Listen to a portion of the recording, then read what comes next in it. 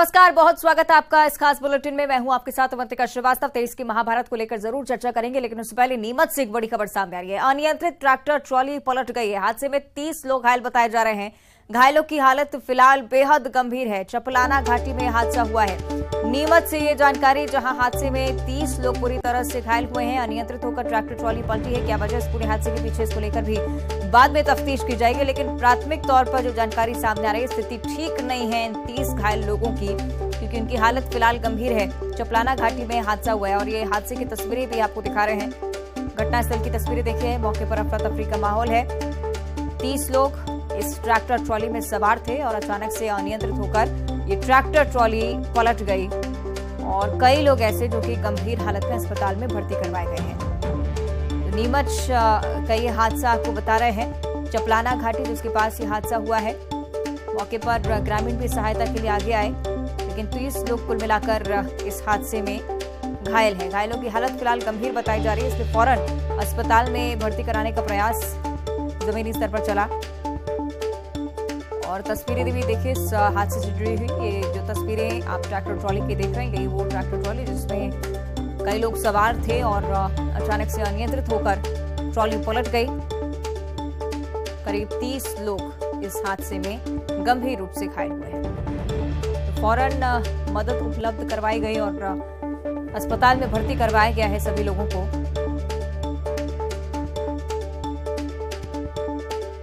राहत बचाव का कार्य भी जमीनी स्तर पर तेजी से ग्रामीणों की सहायता से ही चलाया गया। चपलाना घाटी के पास ये हादसा हुआ है। तस्वीरें आपको दिखा रहे हैं घटनास्थल की भी, साथ ही अस्पताल की भी तस्वीरें देखिए।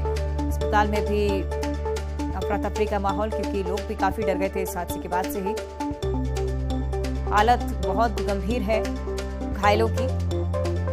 बहुत बड़ी संख्या है, 30 लोग कुल मिलाकर इस दुर्घटना में घायल हुए हैं। प्राथमिक उपचार के लिए अस्पताल ले जाया गया है। कई लोग ऐसे भी जिनकी स्थिति फिलहाल ठीक है, लेकिन कईयों की स्थिति अभी भी गंभीर बताई जा रही है।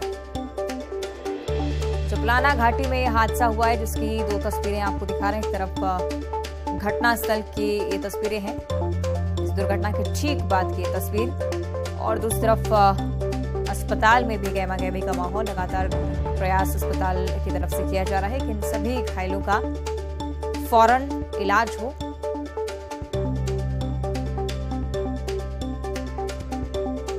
ज्यादा जानकारी के लिए सहयोगी अरुण हमारे साथ फोन लाइन पर जुड़ रहे हैं। अरुण, क्या कुछ जानकारी इस हादसे पर अभी तक?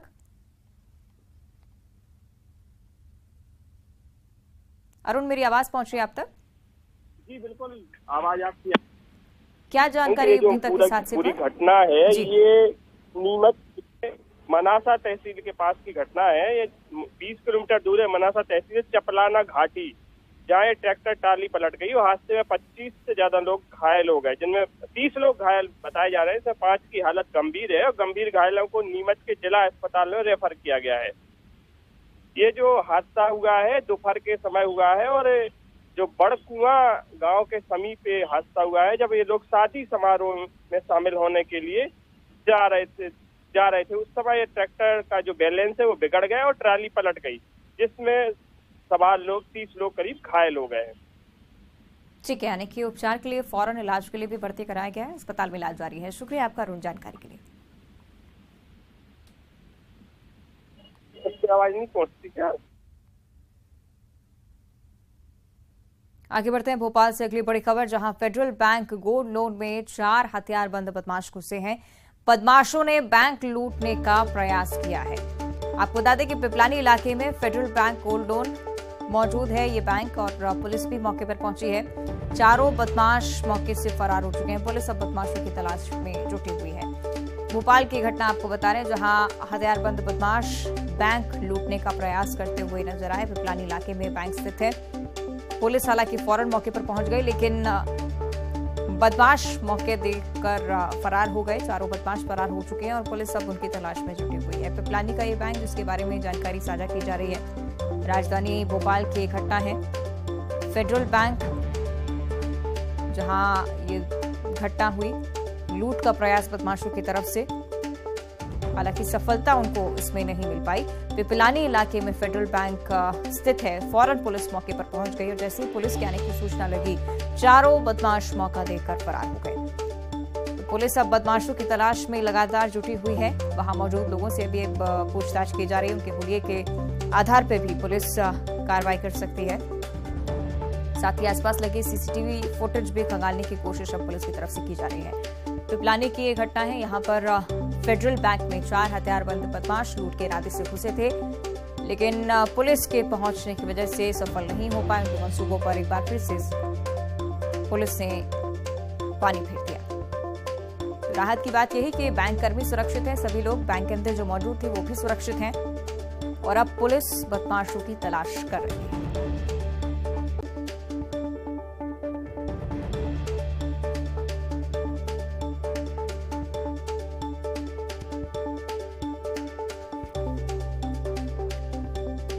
चलिए, ज्यादा जानकारी के लिए सहयोगी जितेंद्र हमारे साथ जुड़ रहे हैं। जितेंद्र, किस वक्त हुआ ये पूरी घटना, ये वारदात किस वक्त अंजाम दी गई, साथ ही साथ कितने लोग पहुंचे थे और क्या कुछ मौके पर स्थिति रही, इस पर जानकारी।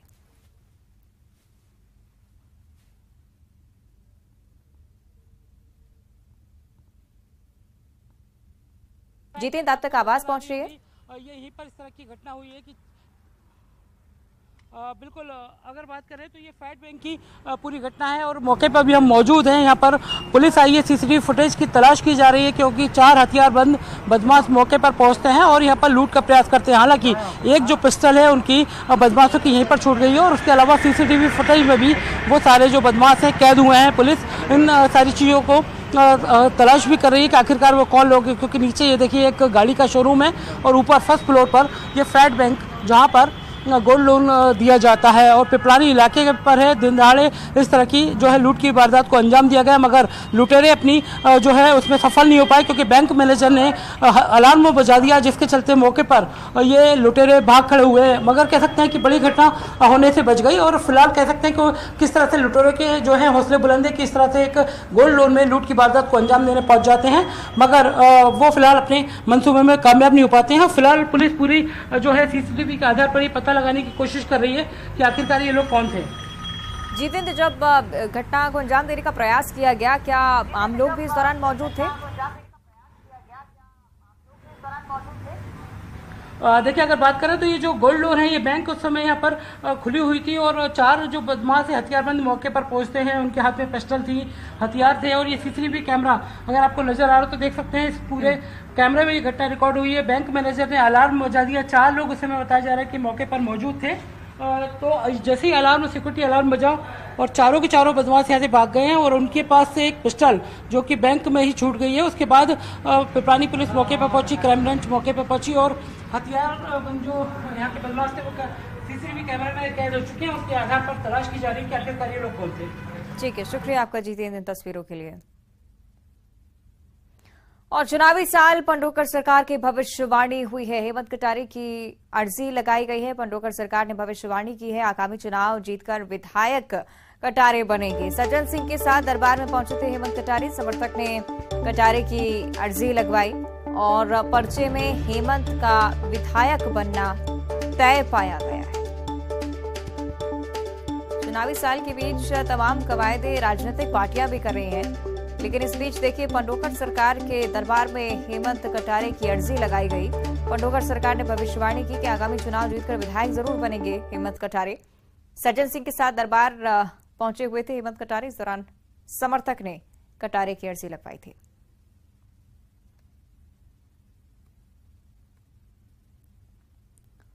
तो पर्चे में हेमंत का विधायक बनना तय पाया गया है।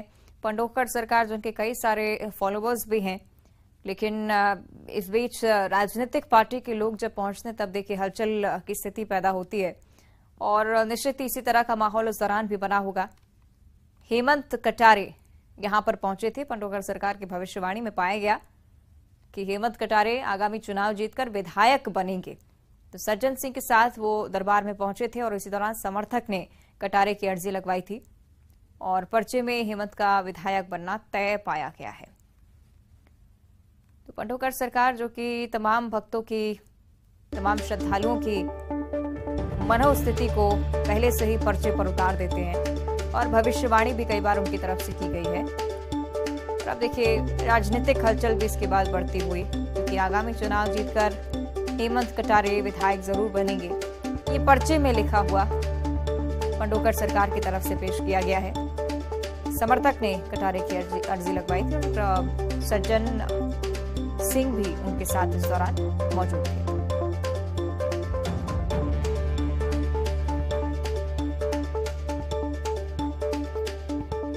तो ये बड़ी जानकारी आपको दे रहे हैं। पंडोकर सरकार की भविष्यवाणी में हेमंत कटारे की अर्जी लगी।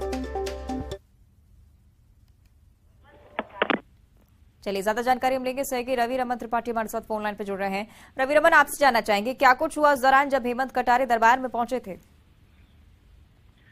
मैं बताऊं आपको कि सज्जन सिंह वर्मा जो पूर्व मंत्री हैं और पूर्व विधायक हेमंत कटारे हैं, जो कि सत्यदेव कटारे के पुत्र हैं, नेता प्रतिपक्ष है, वो पंडोकर धाम गए थे दर्शन करने के लिए। लेकिन उसी दरमियान देखा गया कि उनका एक समर्थक जो था पंडोकर सरकार के यहाँ अर्जी लगाकर बैठ गया और उसने पूछा कि हेमंत कटारे जो है पूर्व विधायक, वो क्या विधायक बनेंगे, मंत्री बनेंगे क्या? इसी बीच जब पंडोकर सरकार ने पर्चा खोलकर दिखाया तो उसमें वास्तविकता में लिखा हुआ था कि हेमंत कटारे अगले विधायक होंगे।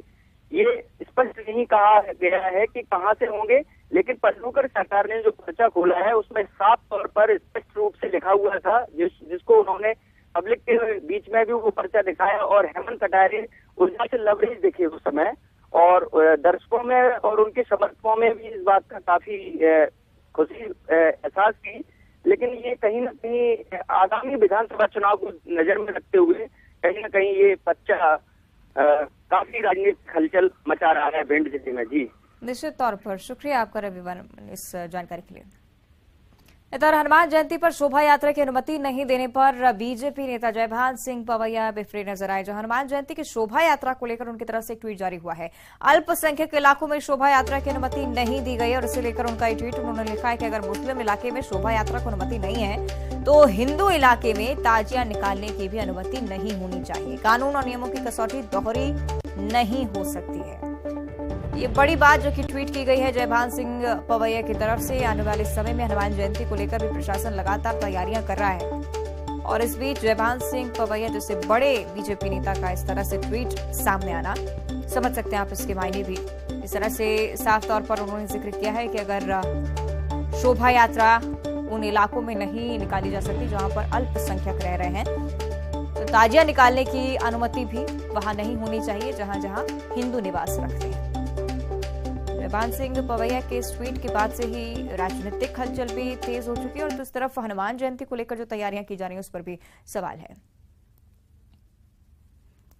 सहयोगी सुशील हमारे साथ लाइव जुड़ रहे हैं, इनका हम रुख कर लेते हैं। सुशील, जयभान सिंह पवैया की तरफ से ट्वीट जरूर सामने आया, लेकिन सवाल यही कि क्या सही समय था ये ट्वीट करने के लिए, क्योंकि हनुमान जयंती आने वाली है और तमाम प्रशासनिक तैयारियां इसको लेकर हो रही हैं। सुशील। बिल्कुल, देखिए जयभान सिंह पवैया हिंदूवादी नेता माने जाते हैं। जब भी इस तरह की परिस्थितियां बनती है या इस तरह के वाक़ये सामने आते हैं तो वो ट्वीट के जरिए या फिर अपने बयानों के जरिए अपनी उपस्थिति दर्ज कराते हैं। और वर्तमान परिस्थितियों को लेकर भी उन्होंने एक ट्वीट किया है, उसमें यही कहा है कि जिन इलाकों में, मध्य प्रदेश के जिन इलाकों में प्रशासन अल्पसंख्यक इलाकों से जो हनुमान जयंती की शोभा यात्रा है उसको निकालने की परमिशन नहीं दे रहा है, तो ऐसे में प्रशासन को ये भी तय कर लेना चाहिए कि जब चाहे मुहर्रम हो या फिर और अन्य ओकेशन के जो जुलूस जलसे रहते हैं तो वो भी हिंदू बस्तियों और हिंदू बाजारों में नहीं आने देना चाहिए, क्योंकि जो कानून की कसौटी होती है वो दोहरी मानसिकता वाली नहीं होना चाहिए। कानून सबके लिए एक समान होना चाहिए। जो उनका ट्वीट है, कहीं ना कहीं भोपाल सहित अन्य जो इलाकों में जहां संवेदनशील इलाके हैं वहां से खबरें आ रही है कि प्रशासन ने ऐसे इलाकों से जो हनुमान जयंती का जुलूस है, शोभा यात्रा है, उनको निकलने की परमिशन नहीं दी है। प्रशासन का जो मकसद था वो यही है कि इन इलाकों में, संवेदनशील इलाकों में किसी तरह के हालात खराब ना हो, माहौल खराब ना हो, इसी के चलते ये फैसला लिया गया है कुछ इलाकों में। लेकिन पवैया चूंकि हिंदूवादी नेता है और इस तरह के जब भी मौके आते हैं तो वो अपने बयान और अपने बिल्कुल, और जरूरी ये भी देखना होगा सुशील कि इनके इस ट्वीट को लेकर प्रतिक्रिया क्या होती है। शुक्रिया आपका सुशील फिलहाल इस पूरी जानकारी के लिए। और इस बीच एक और बड़ी खबर ये कि नेता प्रतिपक्ष डॉक्टर गोविंद सिंह ने भी जयभान सिंह पवैया की ट्वीट को लेकर चुटकी ली है। जो मुद्दा उन्होंने उठाया है उसके लिए मैं धन्यवाद देता हूं, कहना है गोविंद सिंह का। पवैया जी, यदि सरकार आपकी बात नहीं मान रही है तो सरकार को गिराने के लिए कांग्रेस पार्टी का साथ दीजिए। ये गोविंद सिंह जी की तरफ से कहा जा रहा है, चुटकुली है दरअसल पवैया जी के ट्वीट पर। पवैया जी ने कहा कि मैं पवैया जी को धन्यवाद देता हूं। अगर सरकार आपकी बात नहीं मान रही तो तत्काल उस सरकार को गिराने के लिए कांग्रेस पार्टी का साथ दें। इधर साल के अंत में मध्य प्रदेश में विधानसभा चुनाव होने और कांग्रेस और बीजेपी ने चुनावी तैयारी पुरजोर तरीके से शुरू कर दी है। पंडित, संत, आदिवासी, पिछड़ा, महिला, किसान, युवा के बाद अब गोस्वामी तुलसीदास रचित रामचरितमानस की चौपाई की एंट्री हो गई है। सीएम शिवराज सिंह चौहान ने रामचरितमानस की चौपाइयां पर प्रदेश कांग्रेस अध्यक्ष कमलनाथ पर तंज कसा। उन्होंने कहा कि कमलनाथ जी का झूठ ही बोलना, झूठ ही देना, उनका भोजन भी झूठा ही है। साथ ही कमलनाथ के द्वारा विधायकों पर दिए गए बयान पर भी उन्होंने तंज कसा है।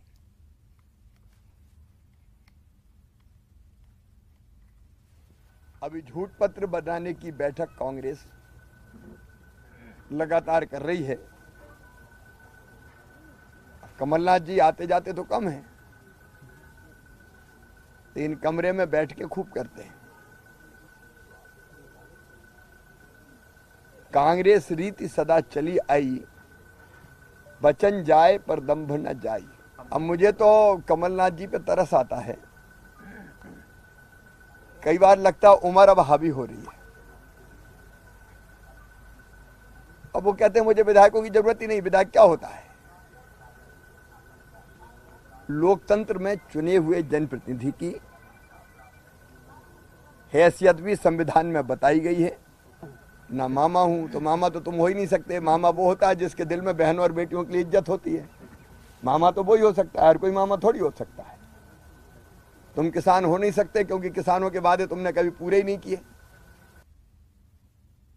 ज्यादा चर्चा के लिए सहयोगी शैलेंद्र हमारे साथ जुड़ रहे हैं। शैलेंद्र, लगातार देखिए चुनाव के साल में बयानबाजी का दौर जारी है और कोई भी कांग्रेस का बयान अछूता नहीं है बीजेपी से, ये जरूर नजर आता है। शैलेंद्र, देखिए बिल्कुल जिस तरीके से कल पीसीसी चीफ कमलनाथ ने इंदौर में ये कहा था कि ना मैं मामा हूं, ना राजा हूं, ना महाराजा हूं, मैं केवल कमलनाथ हूं और यही मेरे लिए बहुत है। और यही कारण है कि आज मध्य प्रदेश के मुख्यमंत्री शिवराज सिंह चौहान ने उनके उस बयान पर पलटवार किया और कहा कि आप मामा हो भी नहीं सकते, क्योंकि मामा बनने के लिए आपके अंदर संवेदनाएं होनी चाहिए। उन्होंने कहा कि जो बहन बेटियां हैं उनके लिए आपको योजनाएं चलानी पड़ेगी, उनके लिए संवेदनाएं आपको जगानी पड़ेगी, तब आप प्रदेश के मामा बन सकते हैं। इतना ही नहीं, उन्होंने कहा कि आप किसान के बेटे भी नहीं हो सकते क्योंकि किसानों से जो आपने वादे किए थे वो आपने पूरे नहीं किए। इतना ही नहीं, उन्होंने कमलनाथ पर तंज कसते हुए कहा कि चांदी की चम्मच लेकर वो जो लोग पैदा हुए 15 महीने की सरकार में, जिसने आम आदमी को लूटने का काम किया, और ऐसे में वह जनता का हितैषी कैसे हो सकता है।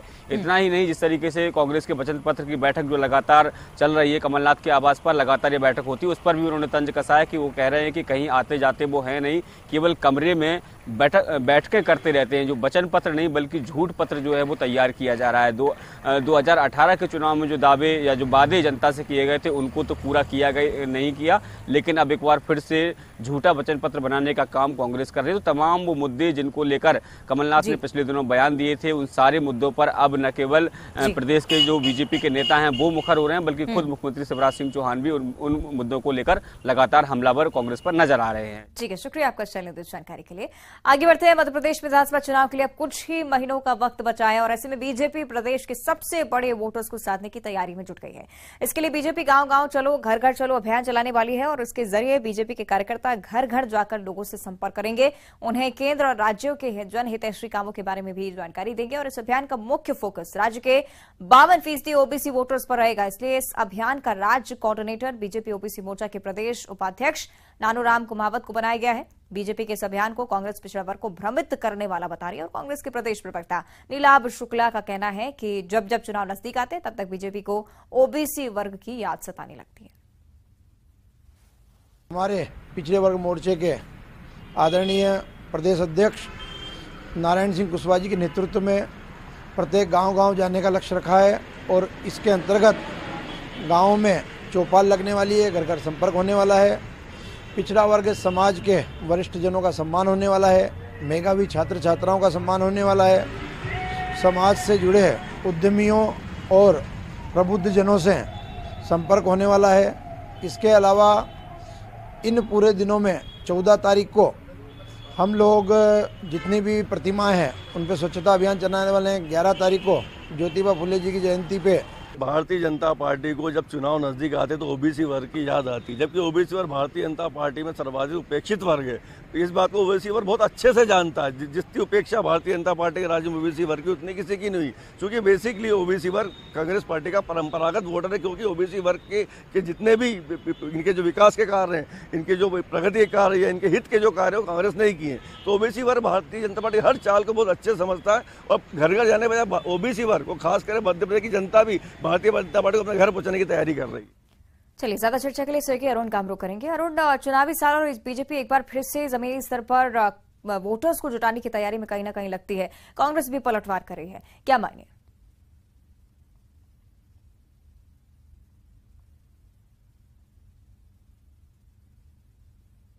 ऐसे में जो ओबीसी का बड़ा वोट बैंक है, 52% वोटर्स ओबीसी के हैं मध्य प्रदेश में। ऐसे में करीब आधी सीट है, 230 में से 115 के करीब सीट्स हैं जहां पर ओबीसी वोट बैंक प्रभावित करता है। ऐसे में अब बीजेपी ने ओबीसी वोट बैंक के लिए ये एक नया अभियान शुरू किया है, गांव-गांव चलो घर घर चलो अभियान। इसके तहत अब कल से जो बीजेपी ओबीसी मोर्चा के कार्यकर्ता हैं वो गांव-गांव जाएंगे, वहां पर चौपाल लगाएंगे। खासतौर से केंद्र और राज्य सरकार की जो योजनाएं हैं, जनहितैषी योजनाएं हैं, उनके बारे में लोगों को जानकारी देंगे। इसके लिए बाकायदा एक पत्रक भी छपवाया गया है जिसमें इन योजनाओं की जानकारी है। चौपाले लगाकर घर घर जाकर ये पत्रक बांटे जाएंगे। 11 तारीख को ज्योतिबा फुले की जयंती है, उस पर प्रबुद्ध जनों का सम्मान होगा, साथ ही जो उद्यमी है उनका सम्मान होगा। 14 तारीख को बाबा साहब अम्बेडकर की जयंती पर सफाई अभियान चलाया जाएगा। मंदिरों, महापुरुषों की मूर्तियों की सफाई की जाएगी, साथ ही जिला स्तर पर बैठकें की जाएंगी। बिल्कुल, और तमाम आगामी कार्यक्रम फिलहाल बीजेपी की तरफ से डिसाइड किए गए। शुक्रिया आपका अरुण जानकारी के लिए। इसी के साथ बुलेटिन में इतना ही। नमस्कार।